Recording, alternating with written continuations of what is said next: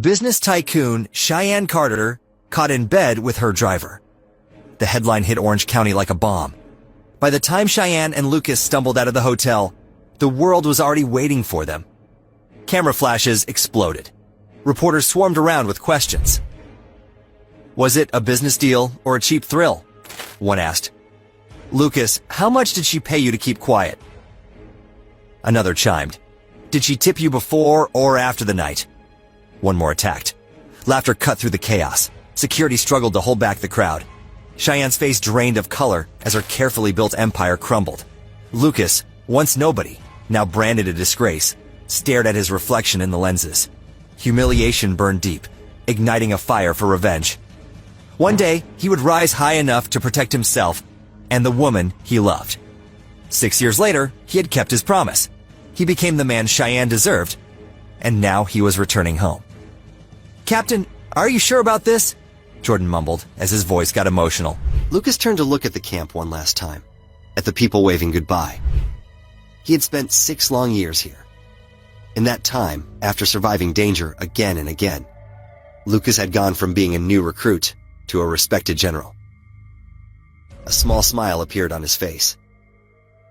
Every story has to end somewhere, Jordan, and my story with this camp ends today, he said, closing the helicopter door.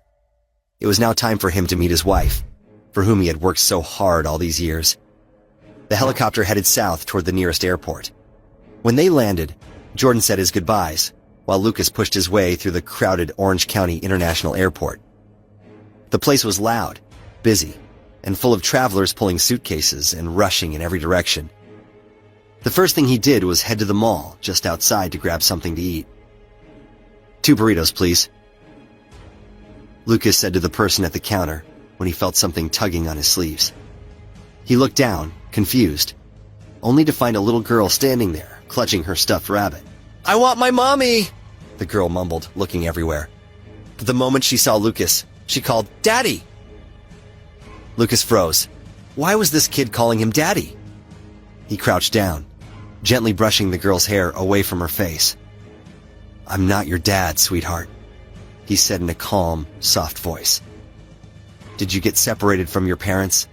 I can help you find them. Upon hearing his words, the girl started crying. His heart ached while he tried to calm her down. The girl looked a lot like him when he was a kid, and for some reason, her presence warmed Lucas's heart. He felt like she was his daughter. It took a lot of patience and time, but he finally managed to calm her down and bring her to the airport's customer service desk. He explained that she was lost and stayed until the staff promised to help before heading out. He felt a strange protectiveness for her. He didn't want to leave her like that. It was odd how that little girl resembled him and his wife. Maybe that's why he was feeling so drawn to her. Nonetheless, he left. As he stepped out of the mall, 8 tall men in sharp suits walked right up to Lucas and stopped in front of him. People nearby started to notice. All eyes turned toward them. Lucas didn't move. He raised an eyebrow and waited. One of the men stepped aside, and an older man in a tidy suit took his place. He looked like a rich, powerful person. Someone used to being obeyed. He walked straight to Lucas and without a second's hesitation, bowed. My name is Chad Kennedy, the man said quietly. I'm the head butler for the Hutton family. I've come to take you back to Washington, D.C. Lucas's face hardened instantly. The Huttons remember me? That's surprising, because the last time I checked, they threw my mother and me out 20 years ago. What changed? Did the whole family drop dead? Kennedy didn't answer right away. He knew the Huttons had been cruel to him. He gave a tired sigh and tried to reason with Lucas. Times have changed, Kennedy said. Mr. Hutton is dying. He wants his children and grandchildren around. You share the Hutton blood, Lucas. My name is Gray, not Hutton. Lucas cut him off. His voice was steady and cold. And if that's all you wanted to say, I have better things to do. Lucas turned to walk away. Kennedy hurried forward and blocked his path. Mr. Gray, please. Kennedy reached behind and handed Lucas a locked briefcase. He set it gently into Lucas's hands like it was something sacred. This contains the documents and equity transfer for Orion Global. Kennedy said. It belonged to your mother. The Huttons want you to have it. Consider this as compensation. Compensation? Lucas let out a cold, humorless laugh. My mother built Orion Global. The Huttons stole it. And now you hand me this like it's charity? Don't test me. Push me again, and I'll tear your empire apart. With that, Lucas walked away. Kennedy's face closed into something hard and serious. Lucas got inside the car that was waiting for him and ordered the driver to take him to the Carter residence. Lucas stood at the old courtyard gate, the place he once called home. His heart thudded harder than it ever had on any battlefield. He had faced enemies without fear, but standing here, wondering what Cheyenne thought of him, after all these years, felt far worse. Lucas's hand went to his jacket. He pulled out an old pocket watch. Inside was a small, faded photograph of a woman, taken 6 years ago. Cheyenne Carter. The memory of her voice, her beautiful face, and her determination was still clear in his mind. Back then, he was her driver, and she was an academic genius. She had just graduated from college, ready to change the world. That's when she built the Brilliance Corporation from the ground up, becoming the youngest CEO in the country. But soon, her reputation took a hit. It wasn't his fault, but he left so that she could live peacefully. The guilt of leaving her without saying goodbye had troubled him ever since. Lucas shook his head, trying to calm the nervous flutter, but just as he stepped forward to knock, laughter drifted out from inside. Mr. Miller, since you're so serious about Cheyenne, let's not waste time. Let's set a date for the wedding. Lucas went still. He knew that voice too well. It was Karen, Cheyenne's mother. Please, Mrs. Carter, another man said in a polite and confident tone. Just call me Seth. We'll be family soon. Oh, Seth, you're so sweet. Cheyenne is lucky to have found a gentleman like you. As her parents, we can finally relax. The bliss in Karen's voice was evident. Lucas's jaw tightened. Every word felt like a slap. But what about her husband? Seth asked casually. Karen let out a harsh laugh. You mean that useless excuse of a man? He vanished 6 years ago. He's probably lying dead in some gutter. We can just go to the courthouse and get a death certificate if you want. Lucas didn't feel his heartbeat anymore. Everything inside him went cold. He had returned for Cheyenne, hoping to stand before her with pride. Instead, he was listening to her family erase him like he had never existed. But I am still alive, Mother.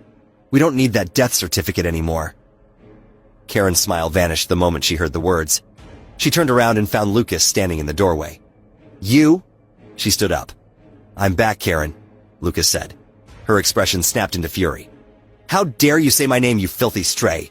It's Mrs. Carter to you. Didn't your dead mother teach you any respect? The words hit like a blade. Lucas's fists clenched so tightly his knuckles went white. He forced himself to breathe. He wouldn't stoop to her level, not when Cheyenne was involved. What? Are you going to hit me now? Karen sneered, stepping closer. You're like a walking bad luck. Everything was going well for us until you crawled back. You just can't stand to see my daughter happy, can you? What's happening? Cheyenne's father stepped out, frowning.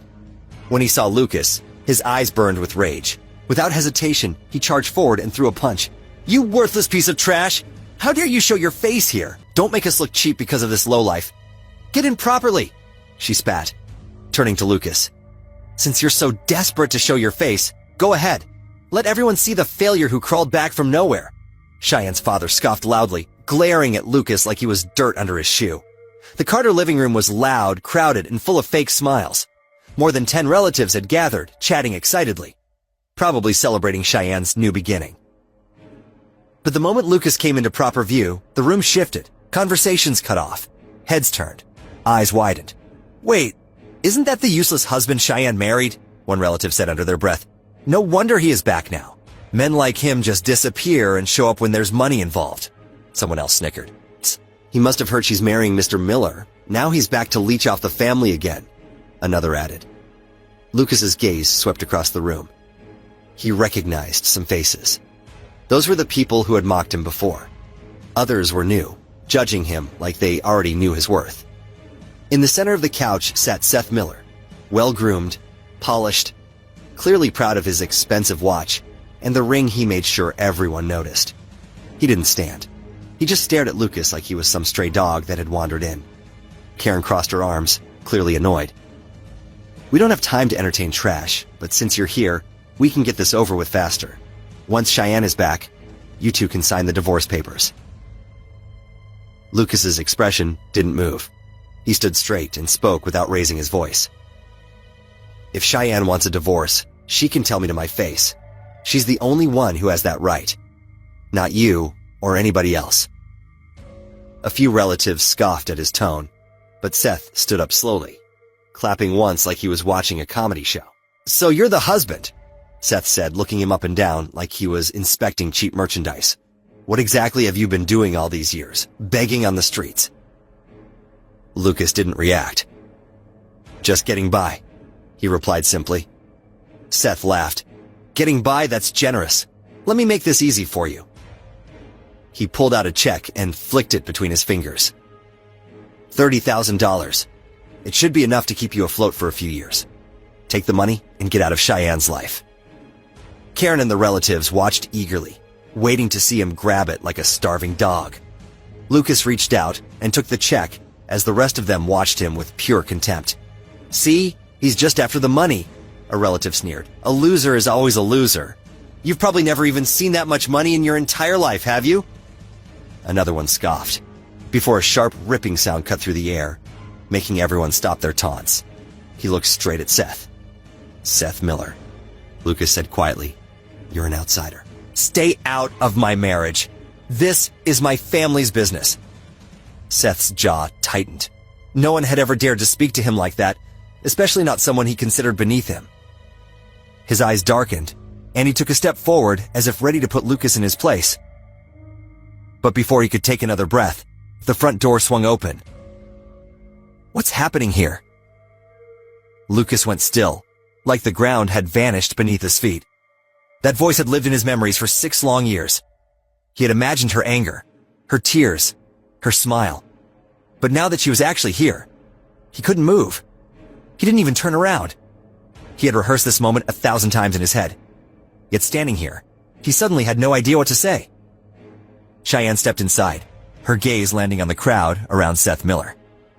She didn't even notice Lucas at first, her brows furrowed in irritation. Seth's presence alone was enough to sour her mood. "Why are you here, Seth?" she said sharply. "I told you I'm not interested." "Stop coming here uninvited." Karen's face twisted with annoyance. "Watch your mouth, girl. Don't talk to Mr. Miller like that. And it's good that you're here. We can finally get a divorce and throw this worthless parasite out." Cheyenne blinked. "What divorce? What are you saying?" Before she could finish, a small voice cut through the tension. "Daddy, you came!" The little girl ran past the crowd and wrapped her arms around Lucas's leg like it was the most natural thing in the world.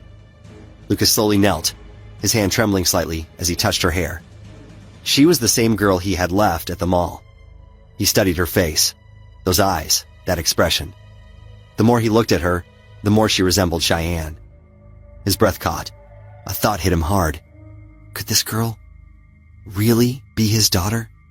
He held her close, gently, protectively. A warmth burst in his chest, fierce and overwhelming, before he slowly stood and turned. Cheyenne's world seemed to stop. Her eyes landed on him, the man who vanished without a word. He stood taller now. His strong shoulders and sharper face made him look mature. He looked like someone who had fought battles most people couldn't even imagine. For a split second, emotion flickered in her eyes, but then her face went cold. "So," she said, her voice steady but laced with anger, "you finally decided to crawl back." She looked at him straight. "Why are you here?" Her eyes were cold, filled with years of bitterness as she stared at Lucas. Instantly, her mind reeled back to 6 years ago. One night in a hotel room destroyed her life. A scandal erupted like wildfire. Was this planned? Is there a secret business deal that made you do this? Lucas Gray, how much did she pay you for the night? The reporters launched a number of questions, but all Cheyenne could think about was her company and her image. Business tycoon Cheyenne Carter was found having an affair with her driver. The journalist on the TV yelled, and this was the juiciest gossip she'd ever heard of. She watched her company crumble piece by piece. "We have to do some damage control. Bring that driver in." William had asked the house help, and at that time, Cheyenne wanted to put all the blame on Lucas. You two will get married tomorrow. Be ready at 9 in the morning, William ordered. Dad, how can you do this to me? She had cried. Shut up! You have ruined the legacy of our family. Every news channel is tearing us apart. What do you expect me to do? Her father lashed, but she couldn't understand how any of this became her fault. Yet Cheyenne had accepted it. She thought she could at least make it work with dignity. But just days after the wedding, Lucas vanished. Her parents told her that Lucas stole $50,000 from her father and ran away like a coward. She had no other option but to believe them. And to make everything worse, she found out she was pregnant. Her company collapsed through one crisis after another, so much so that she had to hand it over to her grandfather. Every time she remembered it, she could taste the same old pain. The betrayal, the shame, the helplessness. She hated him. Truly hated him. What did I ever do to you, Lucas? Why did you ruin my life like that? Lucas didn't speak right away. Leaving her had destroyed him too, but that didn't matter now. His apology would mean nothing to her. I'm sorry. The words were weak, even to his own ears. The little girl in his arms felt the tension. She clung to him tighter, her tiny voice trembling. Mommy, please don't be mad at Daddy. Cheyenne shut her eyes. She couldn't break in front of her daughter. She forced herself to breathe. Why did you leave? Her voice was steady, but he could hear the wound underneath. Because I wanted to be someone worthy of being your husband, Lucas said immediately. That was his truth. He had left to become someone better, but he knew the way he did it was unforgivable. Cheyenne let out a harsh laugh. Is that what you tell yourself at night? What about the money you stole from my father? Lucas looked genuinely confused. What money? Karen stepped forward, her voice sharp and dripping with disgust. Don't you dare play innocent. You were a nobody when we took you in. We let you marry into our family, gave you food, a roof, a name, and in return, you robbed us like a cheap thief and disappeared. Lucas's jaw tightened. I borrowed $50,000 from William, yes, but I returned it that same night. Liar! Karen snapped. You stole it. End of story. Lucas looked straight at Cheyenne's parents. If I really stole from you, why didn't you go to the police? Karen and William stuttered. His gaze was steady, and after years in the military, there was a cold authority around him that made it hard for them to speak. William cleared his throat, trying to stay firm. We didn't want the world to know our daughter married garbage. Lucas scoffed. No, you framed me and fed lies into your daughter's mind, so she hates me, right? Because that would give you the power to manipulate her according to your wish. See, Cheyenne watched her parents' reactions. For years, they had fed her the same lie that Lucas had stolen money and run away. But seeing them squirm now, a seed of doubt was planted in her mind. Was it possible that he really didn't steal the money and leave? Karen, angered by the silence, pushed Lucas hard. Get out of our house! You don't belong here! Lucas stumbled slightly, and Amelia gasped, her arms tightening around his neck. No, don't send Daddy away, please! She cried, her voice cracking in fear. Karen's face twisted. Shut up, you little brat! Cry one more time and I'll lock you back in the attic. The scared little girl trembled, letting out a little burp between sobs. She didn't dare make another sound. Judging by her reaction, she must have been locked in the attic before. Anger boiled inside him. Lucas shot a death glare at everyone in the room. But before it could explode, Cheyenne took Amelia from his arms and held her close. Mom, she's your granddaughter. How can you even say that to her? Karen snapped back. Then control that unwanted child of yours before she ruins our reputation even more. She clings to that man like he's someone worth having. Lucas's fists clenched. If this was how they spoke in front of everyone, what did Amelia go through when no one was watching? Just then, Seth, who had been standing there, watching it all, spoke. His voice was calm but cruel. I don't know why I bothered showing respect. I stood here because I cared for Cheyenne, but clearly, I don't belong among people this dirty. His words struck William and Karen like a slap. They had been hoping to tie their daughter to a rich man like Seth. Their future depended on it. William stepped forward quickly. Seth, wait. Don't take this to your heart.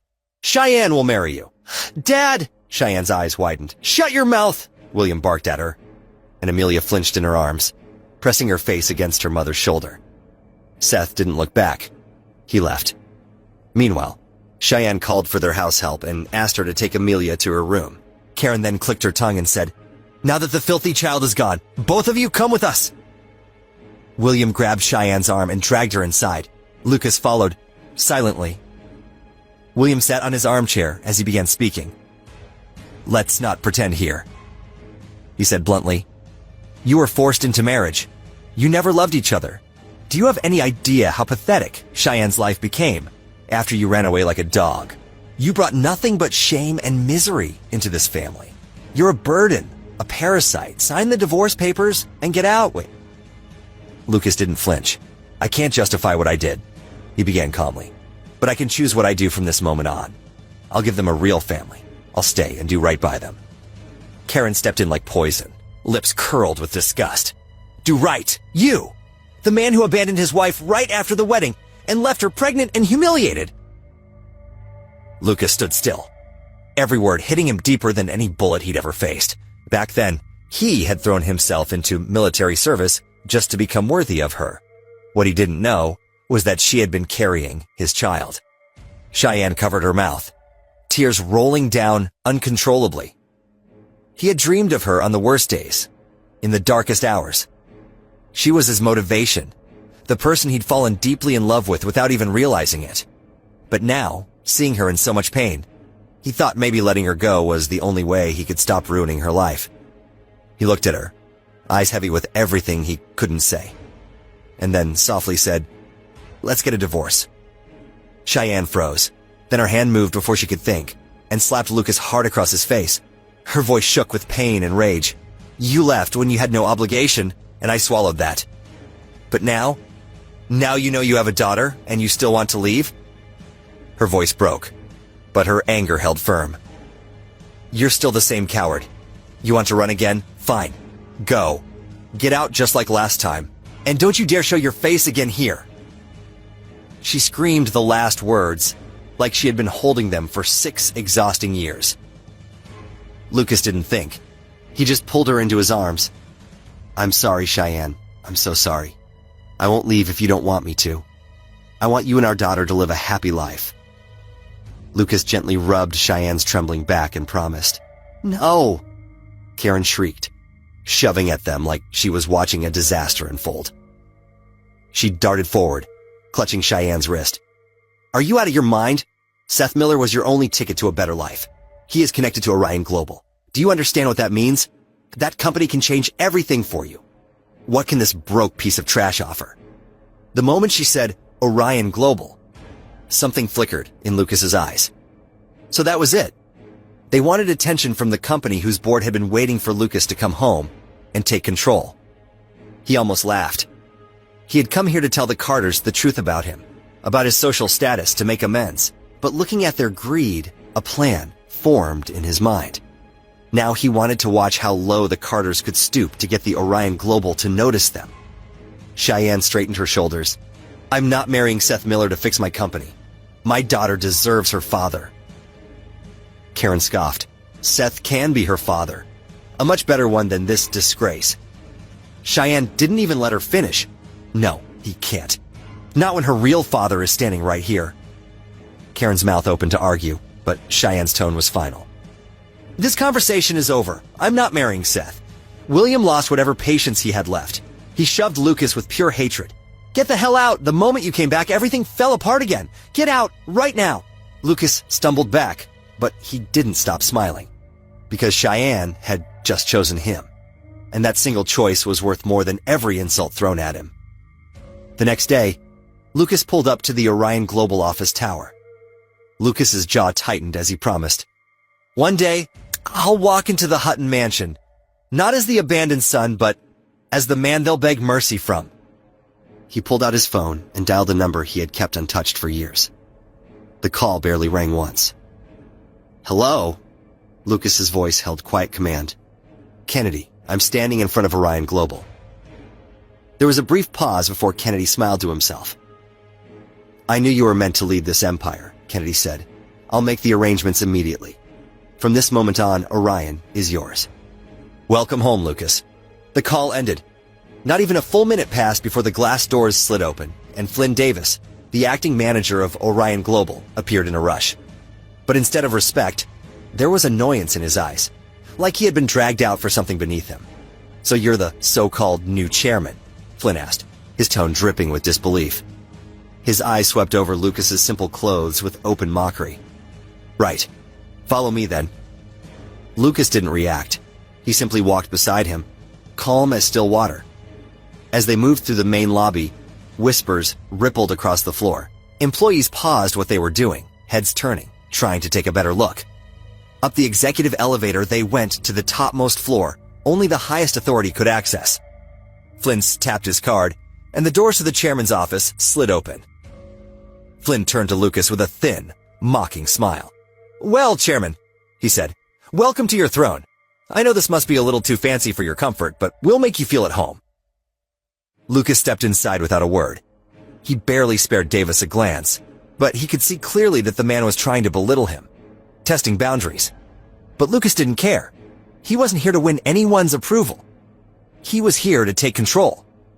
Being chairman of Orion meant that he had power, and right now he intended to use every bit of it. "That's fine, Davis, but I need information. Tell me everything about this company that you think might help me," Lucas said, taking the couch like the boss he was. Davis's jaw tightened. He had run this company freely for years, without anyone above him. And now, out of nowhere, someone he considered a nobody was giving him orders? He forced a smile. "That's quite a lot to cover right now. I'll have a full report sent in an hour, and then we can take it from there." But Lucas interrupted him. "Did I stutter, Davis?" That one line hit like a slap. The fake smile disappeared from Davis's face. Lucas leaned forward slightly, voice calm but cutting. "Let me make one thing very clear to you. You don't get to run this company like it's your playground, least of all while you're laundering money." For a second, Davis stood frozen. "Laundering money?" His face went pale. Lucas smirked. "It's true I haven't been around, but I never stopped watching. I know what you've been doing. Now give me the damn report, or you won't just lose your job. You'll lose everything you think protects you." Davis swallowed hard. "Yes, sir.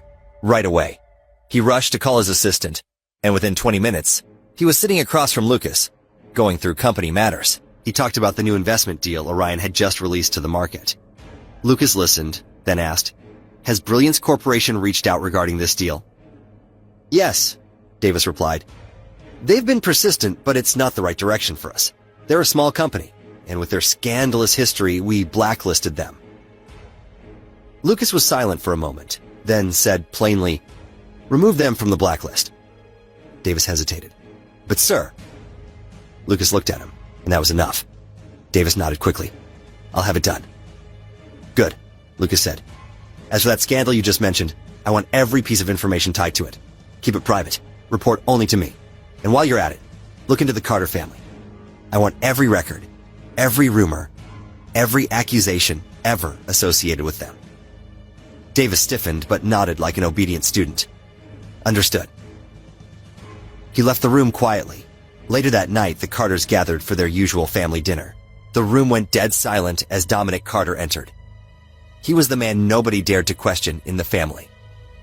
Everyone at the table stood to greet him. As Dominic sat, he began, "As you all know, Orion Global has just announced its investment program for Orange County businesses.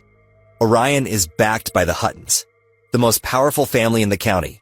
I'm sure you all know the kind of power we can wield if we could get this deal." The table nodded along. "So here's my offer. I will hand over Brilliance Corporation to whoever manages to land a partnership deal with Orion Global. Does anybody want to volunteer?" Cheyenne's eyes sparkled. This was her chance to win back her company. Just as she got ready to volunteer, Bryce, her cruel and snake of a cousin, cut through first. "I'll do it, Grandpa!" Dominic flashed a satisfied smile. "But I'm afraid the Carters alone can't attract a deal this huge. We still fall among the lower side of the social scale. I suggest we partner up with an affluent family who can help us reach our goal," Bryce said as Dominic thought for a while. "That's a smart plan, Bryce. Who do you think we should partner with?" Dominic asked. All eyes turned to Bryce, and he slowly, deliberately, fixed Cheyenne with that weird, malicious smile, as if he already had his answer in mind. Bryce pointed straight at Cheyenne and smiled like he'd just dealt the winning card. Seth Miller from JW Corporation has been chasing Cheyenne. Yesterday, he told us straight that if Cheyenne marries him, the Millers will seal the deal with us. And I believe marriage ties are stronger than any contract. He grinned, proud of his little scheme. Color drained from Cheyenne's face. She jumped up. No! Karen tried to drag Cheyenne down, hissing, "Stop making a scene. Look how you're upsetting Grandpa." Bryce lounged back, enjoying the chaos. Cheyenne fought for control. "Grandpa, I want this deal as much as anyone, but this is not the way to go about it." "What's the problem?" "It's a win for everybody. Carters get the Orion deal, while that daughter of yours gets a father. At least that would save us some shame." Dominic pointed at Amelia, making a face like she was some kind of worm. Cheyenne was at a loss for words. She couldn't believe her own family was conspiring against her and wanted to get rid of her so eagerly, when a tiny voice cut through the silence. "I don't want Seth as my daddy." All eyes settled on little Amelia. "I want my daddy." "What did you say?" Dominic's voice turned hoarse as Cheyenne held her daughter close. Cheyenne knew if Amelia spoke a word, her grandfather wouldn't let her live. "Baby, don't speak between elders. Mommy is handling it." "But," Amelia fussed again. "I don't want Seth. I want my daddy." Dominic stood up from his chair and walked towards Amelia before crouching down in front of her. "You don't like Seth Miller, little girl?" he asked, while Amelia shook her head. "Okay, you don't need to see Mommy get married to him then," he said, and picked Amelia from her chair. Cheyenne's heart hammered. She knew what was going to happen. "Grandpa, please. She is just a kid. I'll do as you say, but Dominic was already striding towards the attic to lock up Amelia, because that's how the Carters punish the little girl every now and then. In a few seconds, Amelia understood what was happening as she began crying, calling for her mommy. Cheyenne ran behind Dominic, begging for mercy, but he wasn't listening. Right then, the dining room door slammed open, and Lucas strode in, followed by Davis. Hope flared in Cheyenne's eyes, but then she froze at the look on his face. He was not in his usual calm self. He looked so angry that he could probably kill somebody right now. He went and took Amelia from Dominic. "Don't you dare touch my daughter, Dominic Carter." Dominic was stunned. He never thought that anyone could ever dare to question him. Instantly, Bryce came from behind and said, "How dare you interfere in our family matters? Get lost, you scumbag. You belong in the streets." "I kicked you out yesterday, and you still have the nerve to show up again?" William barked from the table. Lucas didn't speak. He looked at Cheyenne and nodded to come beside him. But just as she started to move, Bryce grabbed her wrist. "Where do you think you're going? You are the way to our Orion deal. Don't even think we'll let you go with this worthless beggar." Lucas gave his daughter to Davis and didn't bother warning before he hauled his hand back and threw a punch at Bryce. Chaos erupted at the dining table. Everybody got busy taking care of Bryce as Cheyenne quickly hid behind Lucas. "Consider this a warning." Lucas finally spoke. "If any of you dare to touch my wife or my daughter ever again, I'll cut y'all to pieces." "That's enough! Who do you think you're talking to?" Karen roared. "What power do you have to threaten us? We can kill you right away without anyone ever finding out. Just the way nobody ever found out how Cheyenne and I got drugged." Lucas's question shocked everyone, especially Dominic. "But guess what? You failed. I know every secret, every ugly truth you buried to protect your family name." That's when Dominic came and stood in front of him, fuming as he stared at Lucas. "And? Who is going to believe a nobody like you over the Carters?" "That is your mistake, Dominic Carter. You still think I'm a nobody. And now, you will see how well this nobody ruins all your lives. Who really drugged Lucas and Cheyenne that night? Will the Carters succeed in separating Lucas from his family again? How will the Carters react when Lucas finally reveals his real identity? Please subscribe to the Pocket FM YouTube channel and press the bell icon for instant notification. Check out our channel for more such exciting shows.